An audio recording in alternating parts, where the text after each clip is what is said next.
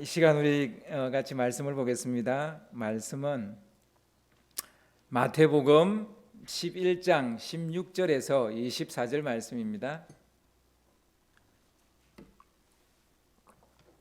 마태복음 11장 16절에서 24절 말씀을 한 절씩 교독을 하겠습니다. 이 세대를 무엇으로 비유할까?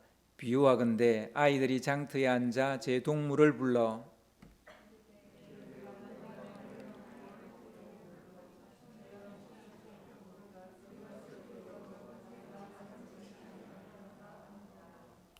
요한이 와서 먹지도 않고 마시지도 아니하매 그들이 말하기를 귀신이 들렸다 하더니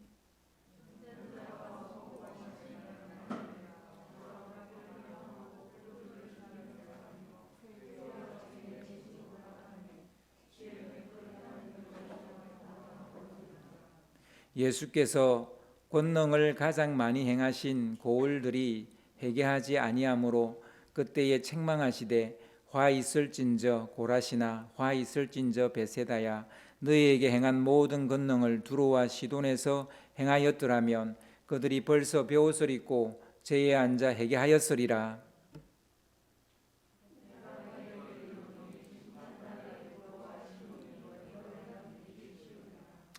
가브나움아 내가 하늘에까지 높아지겠느냐 음부에까지 낮아지리라. 내게 행한 모든 권능을 소돔에서 행하였더라면 그 성이 오늘까지 있었으리라.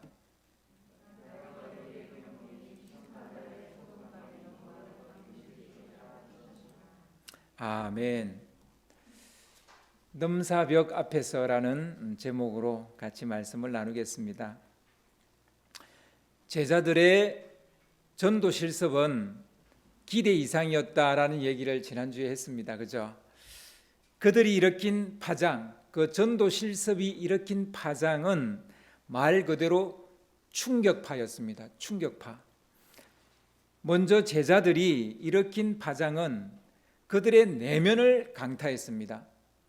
다른 누구이기 이전에 먼저 그들 자신, 제자들 자신의 그 내면 세계를 강타했습니다. 제자들은 예수님이 아닌 자기들이 해도 된다는 거, 말씀도 전했을 때 사람들이 듣는다는 거, 귀신도 쫓아낼 수 있다는 거, 그리고 병도 고칠 수 있다는 거, 자기들이 해도 된다는 것을 알게 되었습니다. 수많은 사람들이 반응했고 또 자기들을 따라왔어요. 너무너무 신기했지만 그것은 사실이었습니다. 제자들은 자신의 부족함에도 불구하고 전도가 되는 것을 직접 경험했습니다. 그들은 복음이 능력이라는 사실을 다시 한 번 더 깨닫게 됐죠. 또한 그들은 나도 할 수 있구나, 이런 자신감을 가지게 되었습니다. 제자들은 전도 실습을 통해 복음의 눈을 떴을 뿐만 아니라 자기 안에 있는 잠재력에 대해서도 눈을 떴습니다. 우리는 우리 내면을 강타했던 그 무엇이 있었는지, 여러분의 내면을 강타한 그 무엇이 있었는지, 있었다면 언제쯤 있었는지, 왜 최근에는 그런 나를 강타하는, 나의 내면을 강타하는 그런 게 없는지, 이를 한번 우리가 물어보아야 될 것입니다. 제자들의 전도 실습이 그 다음으로 미친 파장은 주의 길을 예비했던 세례 요한의 시대를 종지부를 찍게 했다, 이런 얘기를 제가 지난주에 했습니다. 세례 요한은 예수님의 제자들의 전도 활동을 듣고 이제껏 자기가 온 신의 힘을 쏟아서 이제껏 증거했던 그 사람이 자기가 증거해야 될 바로 그 사람인지 갑자기 확인을 하려고 합니다. 한 1년을 잘 같이 각각 사역을 했는데 이제 와서 갑자기 그 사람이, 즉 예수가 내가 증거하려는 바로 그 사람이 맞는지를 확인을 하려고 합니다. 이는 역사의 무대에서 이제 내려와야 되는, 삶의 종지부를 찍어야 되는 세례 요한이 이제 그 자기의 앞날을 내다본 세례 요한이 반응했던 모습이었습니다. 그러니까 자기가 이제 역사의 무대에서 내려와야 된다는 걸 알아차렸기 때문에 갑자기 이제 이런 행동을 한 것이죠. 요한은 예수님이 자기가 증거해야 할 바로 그 사람이 맞을 뿐만 아니라 메시아로서 그 자리를 잘 잡아가고 있다는 것을 확인했습니다. 이렇게 제자들의 전도 실습은 세례 요한의 사역과 삶과 죽음에도 영향을 미쳤습니다. 마지막으로 제자들이 일으킨 파장, 즉 그들이 전도 실습을 통해서 일으킨 파장은 당시의 통치자였던 헤롯의 간담을 서늘하게 했던 것입니다. 헤롯까지 충격을 주었다라는 얘기입니다. 제자들의 전도 실습은 센세이션을 일으켰고 그들의 활약상은 헤롯의 귀에까지 들어갔습니다. 헤롯은 예수의 무리가 흥행한다라는 그런 보고를 듣고 자기가 죽인 세례 요한이 살아났다고 믿었어요. 다른 사람들은 그렇게 생각 안 하는데 세례 요한만 헤롯만 그렇게 생각했어요. 도둑이 제발 저리는 거죠. 자기가 죽였으니까 이제 그렇게 된 것 같아요. 제자들의 전도 실습은 강팍한 헤롯의 마음과 정신을 마구 뒤흔들어 버렸던 것입니다. 이와 같이 제자들의 전도 실습은 제자들 본인뿐만 아니라 세례 요한 그리고 헤롯까지도 충격을 주는 충격파였다라는 것을 알 수 있죠. 한마디로 제자들이 일을 냈던 것입니다. 성공적인 전도 실습이었다고 해도 과언이 아닐 것입니다.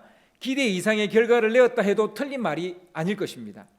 그러나 조금만 시간을 갖고 이 사건을 정리해 보면 전도 실습은 지속적인 성공을 이루어내지는 못했다라는 지적을 피하기 어려울 것입니다.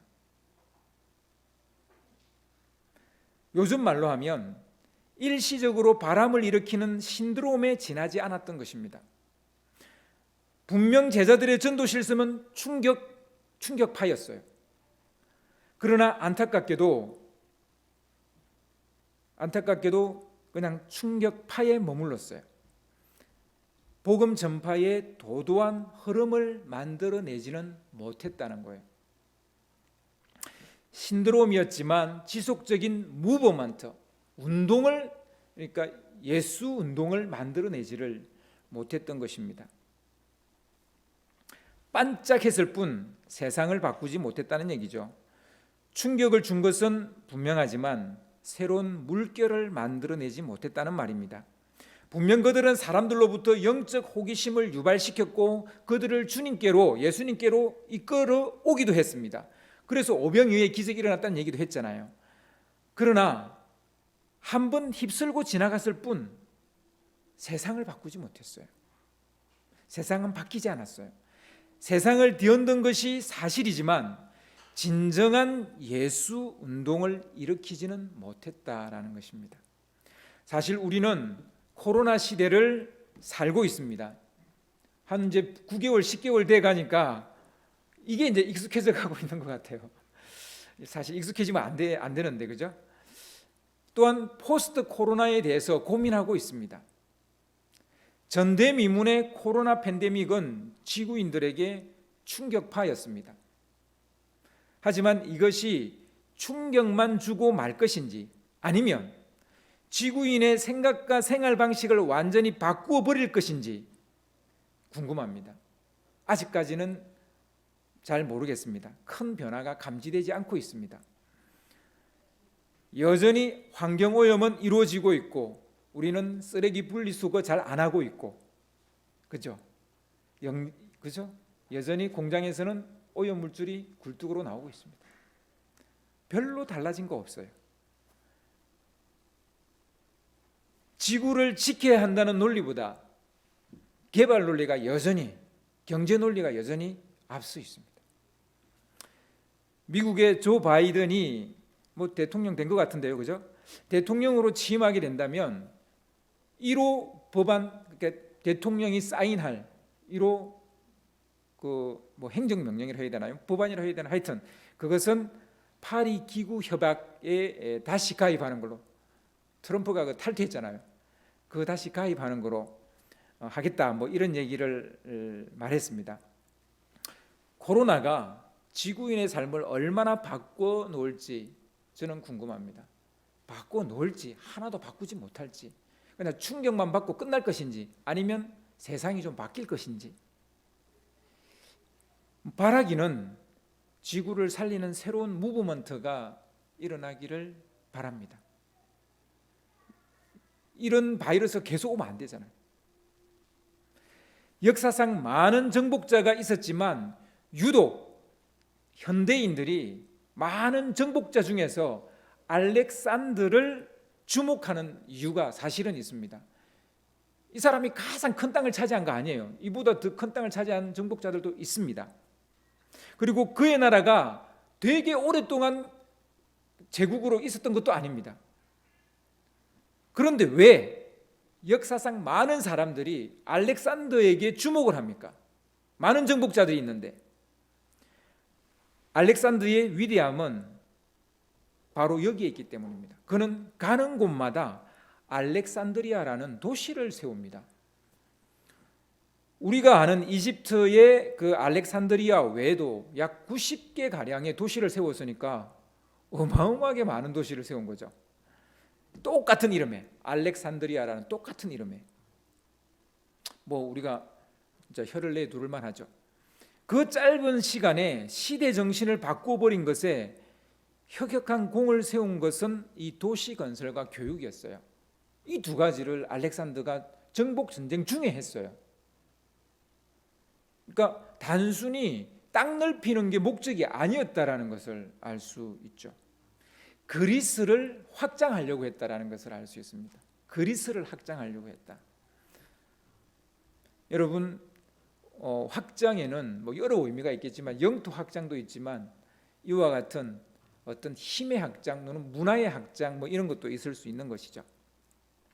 알렉산더는 정복하는 곳마다 도시를 세웠고 헬라 철학과 문화를 가르쳤고 심었습니다. 그렇게 했더니 짧은 시간에도 불구하고 헬레니즘 시대가 도래한 것입니다. 그래서 알렉산더의 정복기는 되게 짧았어요. 그의 인생도 짧았어요. 그러나 그 짧은 시간대에 세계사를 바꿔버린 거대한 흐름을 만들어낸 것이죠. 헬라 세계를 만들어낸 겁니다. 헬라라는 세계를 만들어낸 겁니다. 제자들은 어땠습니까?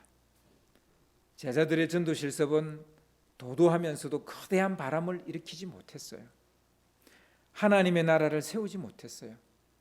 그렇지만 예수님은 제자들의 전도 실습을 가소평가하지는 않았습니다. 다만 그것이 깜짝 이벤트에 그치고 세상을 바꾸지 못한 것에 대해 분석을 하십니다. 분석을. 그것이 오늘 여러분과 같이 나누려고 하는 말씀이에요. 그런데 흥미롭게도 예수님은 제자들의 전도 실습이 깜짝 이벤트로 끝나고 세상을 바꾸지 못한 이유에 대해서 이야기하실 때 그 원인을 제자들에게서 찾지 않았다는 사실이에요. 또한 세례 요한이나 예수님 자신에게서도 찾지 않았어요. 그럼 어디서 찾았을까요? 흥미롭게도 세상 사람들에게서 그 원인을 찾았어요. 내 탓도 아니고 너 탓도 아니고 제자 요한이 열심히 예수님의 길을 예배했는데 그 제자 요한의 탓도 아니고, 그리고 제자들이 열심히 전도를 하러 나갔는데 너희들 탓도 아니라는 거예요. 세례 요한은 자기의 도리를 다 했다는 거예요. 너희들도 너희가 해야 될 도리를 다 했다는 거예요. 그래서 너희 탓이 아니라는 거예요. 세상 탓이라는 거예요. 우리는 일이 잘 안 풀리면 지나치게 내 탓을 할 때가 너무 많습니다.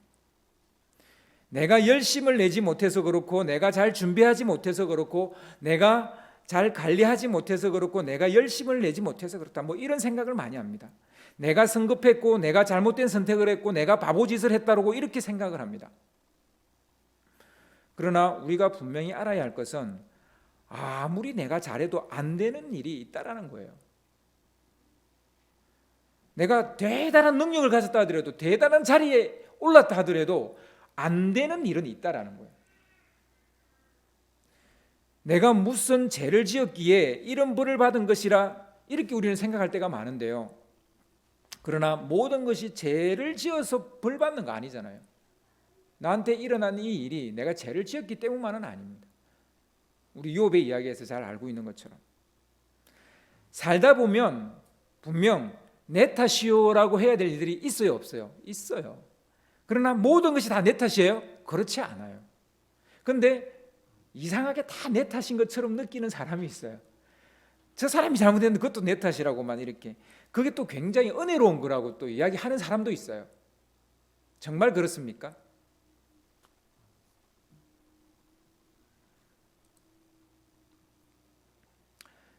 모든 것이 다 내 탓은 아닙니다. 내 능력이 부족하고 내 실력이 부족해서가 아니에요. 지나치게 자기를 비하하고 자기를 부정하는 그런 경우가 너무 많아요. 이 또한 건강한 피드백이 아닌 거죠.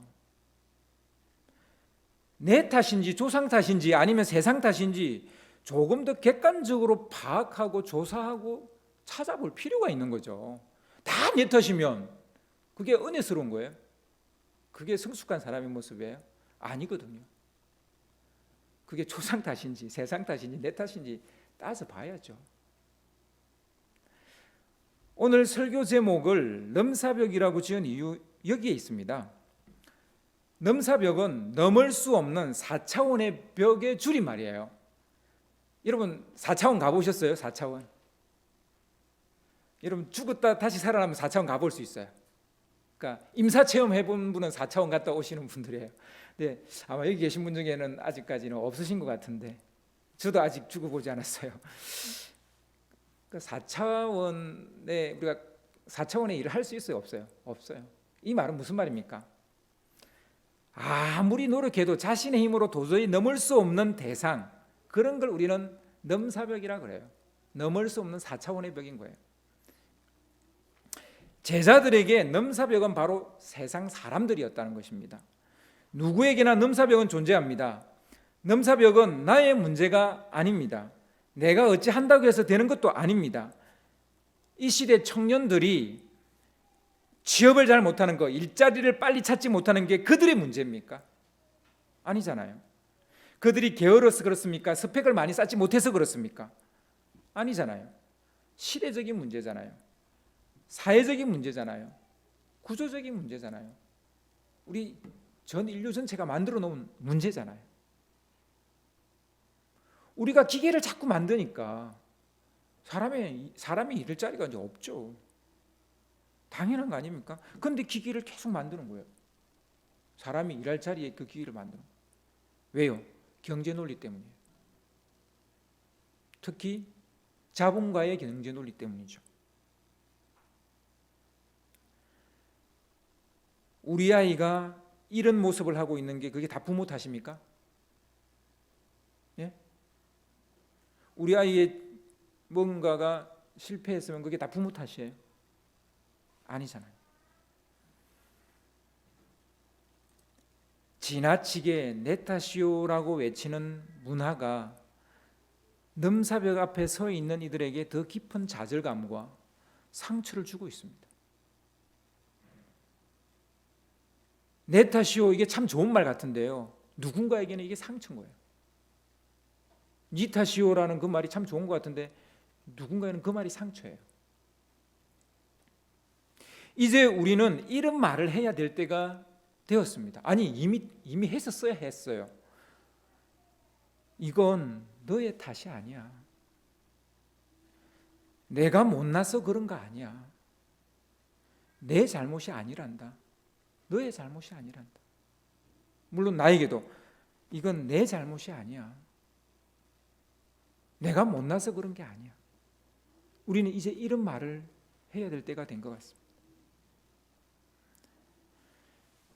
잘못도 없는 우리 자신을 혹은 가족이나 이웃을 자꾸 단두대로 몰고 가서 마녀 사냥하듯, 요즘은 자기가 자기를 마녀 사냥을 해요. 자기를 단두대에 올려놔요. 우리 모두의 잘못입니다라고 말하는 것은 그나마 좀 괜찮아 보이죠. 하지만 모든 문제를 우리 모두의 탓으로 돌리는 것도 탈출구가 될 수는 없어요. 정확한 진단과 상황 파악이 중요하다고 봅니다. 이게 정말 내 문제인지 내 탓인지 아니면 누구의 탓인지 정확하게 알아보는 것이 중요하죠.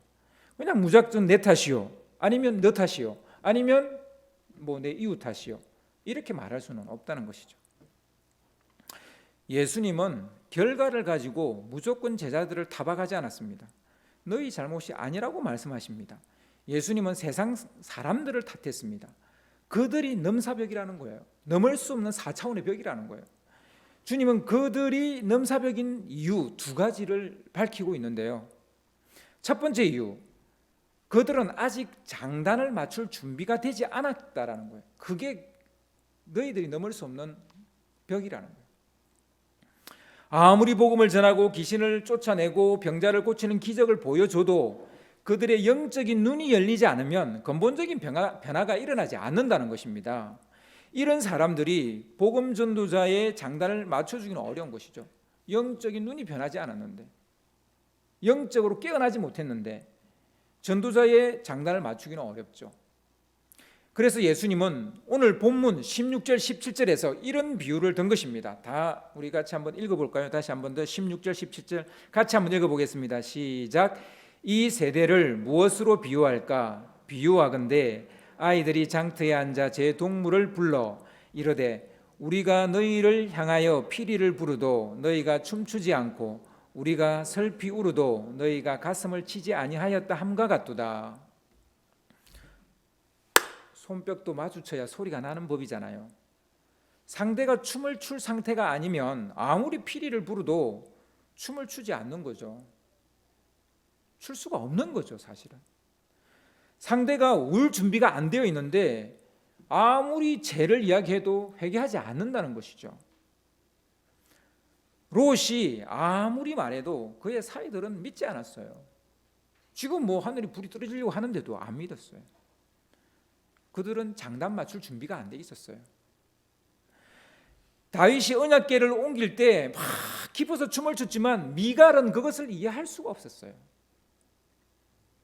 미갈은 이 장단에 춤을 출 준비가 안 돼 있는, 영적으로 그런 준비가 안 돼 있는 사람이에요. 이해할 수가 없는 거죠. 미갈만 그랬겠어요? 저는 벌거숭이 임금님처럼 많은 사람들이 다 춤출 준비가 안 돼 있었다고 좀 봐요. 그런데 말을 못하는 거죠. 그런데 미갈은 말할 수 있죠. 왜요? 와이프잖아요. 아내잖아요. 아내니까 그런 말 하죠. 근데 다른 사람들도 다 사실 준비 안 됐다고 봐요. 저는 다 준비 안 됐는데 말을 못한 거죠. 임금님이 최신이 그게 뭐냐고. 그 말을 누가 해요? 아무도 못했던 거죠.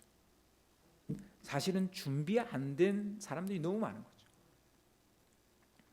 아무리 여자가 낳은 자 중에 가장 큰 자가 와서 외쳐도 진리를 알아보는 눈이 없다면 그의 외침은 허공을 가를 뿐이에요. 아니, 하나님의 아들이 와서 외친다 해도 그들은 그를, 하나님의 아들을 십자가에 못 박여 죽여버린다니까요. 안타깝게도 당시 유대인들은 하나님이 세우고 보낸 사람들을 알아보지 못했어요. 세례요한이 누군지, 그리고 예수가 누군지 알아보지를 못했어요. 예수님은 제자들에게 물었습니다. 사람들이 무엇을 보려고 광야에 나간 거냐라고 물어봤습니다. 바람에 흔들리는 갈대를 보려고 나간 것 아니죠. 왕궁의 화려함이나 비단 옷을 입은 사람들을 보려고 나간 것 아니죠. 선지자를 보기 위해서 나갔다라고 말했죠. 옳다라고 말했습니다. 세례요한은 선지자보다 더 나은 자이다라고 말했습니다. 주의 길을 예배하는 하나님의 사자이기 때문입니다. 여자가 낳은 자 중에서 가장 큰 자인 것은 그가 오리라고 믿고 있는 바로 엘리야, 그 엘리야가 곧 이 사람이다라고 예수님은 말했어요. 그런 세례요한을 그들이 보았어요. 그리고 그의 듣보잡 설교를 들었어요. 어이구, 듣도 보지도 못한 설교를 들어봤어요. 어마어마한 설교를. 그리고 그한테 물세례를 받았어요.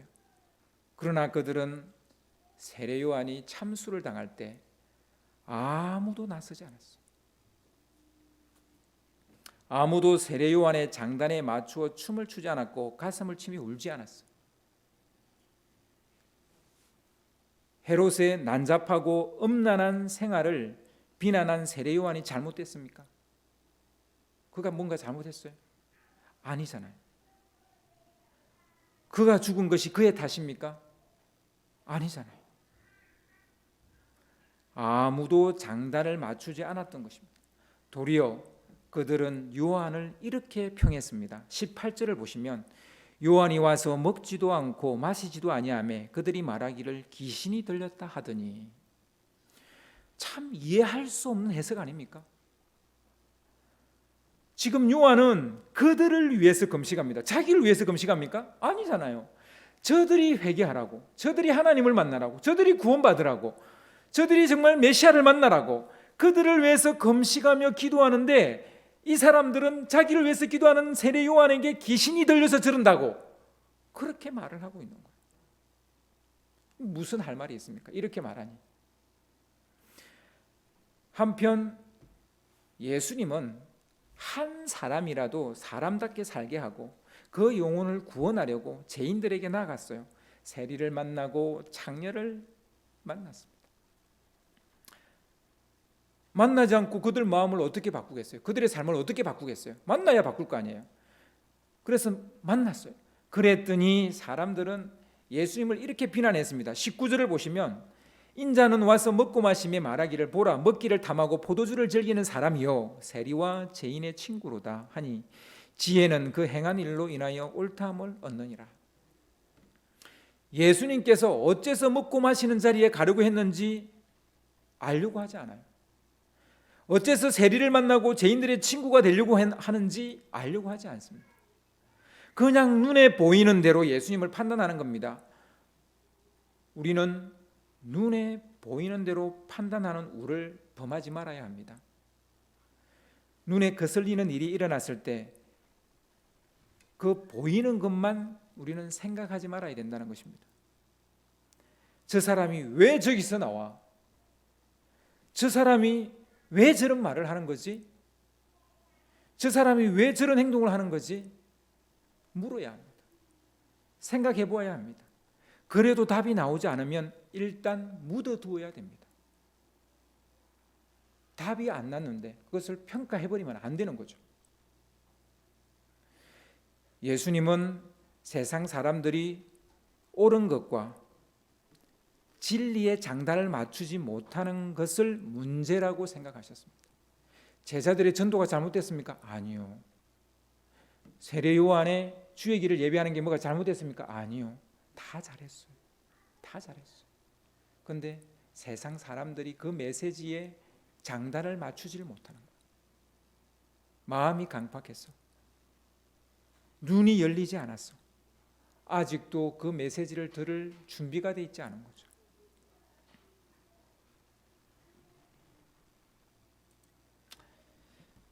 하기야 이건 그들만의 문제도 아니죠. 이스라엘 조상들도 그랬어요. 구약의 역사가 그렇습니다.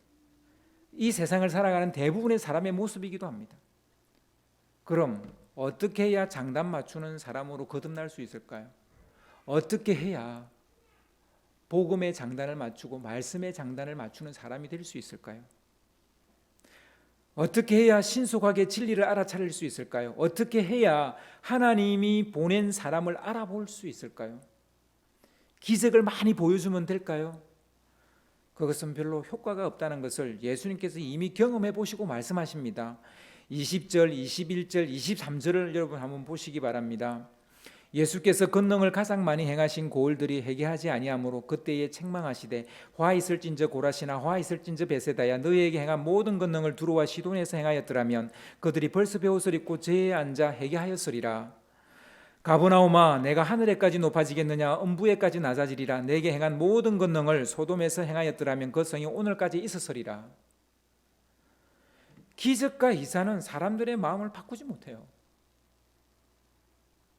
우리는 기적을 보여주면 하나님을 믿겠다라고 말하지만 정말 믿을 게 못 되는 고백이죠. 여러분은 믿는다 하는데 하나님은 별로 안 믿으시는 것 같아요. 이런 고백. 불나방이 불을 찾아가듯이 그렇게 기적만 쫓아다니지만 사람이 변하지 않는 거예요. 믿음의 반석 위에 집을 짓고 그 안에 영원토록 살려면 어떻게 해야 될까요? 언제나 옳은 것에 장단을 맞추고 진리의 장단을 맞추게 되려면 어떻게 해야 될까요? 그럼 뭐 기적을 봐도 안 되고 뭐 어떻게 해야 돼요? 여러분, 기다려야 합니다. 주님의 때를 기다려야 합니다. 그 당시 제자들의 입장에서 보면 예수님은 아직 십자가를 지지 않으셨죠, 그죠?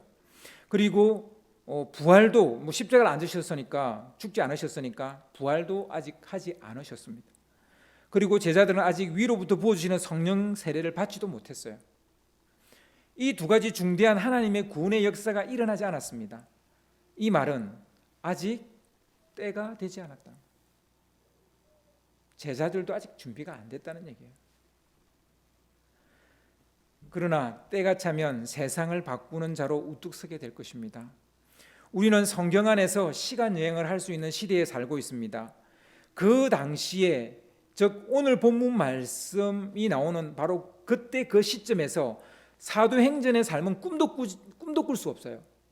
그런데 우리는 이제 이게 모든 게 과거가 됐기 때문에 우리는 알죠. 이 제자들이 나중에 어떻게 사도행전을 만들어가는지를 우리는 알고 있죠. 그들은 더 이상 이벤트에 머물러 있지 않았습니다. 이제 더 이상 한때 반짝하고 많은 신드롬의 주역이 아닙니다. 하나님의 나라가 이 땅에 임하게 하는 예수 운동을 일으키는 주역이 되었던 것. 그들은 예수 운동을 드디어 일으키게 되었습니다. 이것은 세계사 속에서 헬레니즘보다 더 강력한 것이었습니다.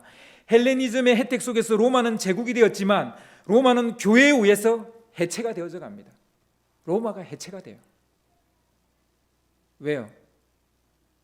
팍스 로마나는 거짓이기 때문이에요. 팍스 그리스도만이 진리이기 때문에 그렇습니다. 제자들은, 그리고 제자들과 그의 제자들은 팍스 로마나가 아니라 팍스 그리스도가 이 세상을 바꿀 수 있다는 것을 보여주었습니다. 세상은 그렇게 바뀌어 갔고 복음은 오늘 우리가 서 있는 이 자리까지 왔습니다. 아니, 더 오직까지도 갔죠. 오늘 말씀을 통해서 우리는 두 가지를 깊이 생각해 보아야 됩니다. 하나는 넘사벽 앞에서 누구를 탓하지 말자는 것입니다. 그건 누구 탓이 아니에요. 그건 그냥 넘사벽이에요. 넘을 수 없는 4차원의 벽인 거예요. 어떻게 해야 돼요? 누구를 탓한다고 될 일이 아니기 때문에 기다려야 돼요. 다른 하나는 하나님의 때를 기다리는 것입니다. 서두른다고 되는 것이 아니에요. 이 두 가지를 잘 하려면 알아차림의 은혜가 있어야 됩니다. 알아차려야 돼요. 이게 진리인지 아닌지를 알아차려야 돼요. 지금이 맞는지 안 맞는지 때를 알아차려야 돼요. 하나님의 뜻인지 아닌지 알아차려야 됩니다. 이런 능력이 생기려면 어떻게 해야 될까요? 알아차림의 능력이 생겨야 우리는 이와 같이 누구 탓하지 않고 기다릴 수 있게 되는데, 어떻게 하면 이 알아차림의 능력이 생길 수 있을까요? 이런 능력이 생기려면 하나님 앞에 오래 머무는 수밖에 없습니다. 아직까지 저는 다른 길을 알지 못합니다. 여러분은 아십니까? 저는 다른 길 아직 몰라요. 여러분, 하나님을 가까이 하는 것이 왜 복이라고 시편 기자가 이야기하겠습니까? 하나님을 가까이 하는 것, 그분 앞에 머무는 것밖에는 우리가 알아차림의 능력을 가질 방법이 없어요. 그래서 여러분, 오늘 이것을 우리가 붙잡고 기도했으면 좋겠습니다. 정말 여러분, 넘사벽은 존재합니다. 내가 어찌해 볼 수 없는 일은 분명히 우리 삶에 있습니다. 그 앞에 섰을 때 여러분 어떻게 해야 되겠습니까? 나오세요. 네, 어떻게 해야 되겠습니까? 알아차림의 은혜가 있을 수 있도록 하나님 앞에 더 가까이 나갑시다. 그분의 임재 가운데 더 가까이 나갑시다. 그거밖에는 제가 여러분에게 해드릴 수 있는 얘기는 별로 없습니다.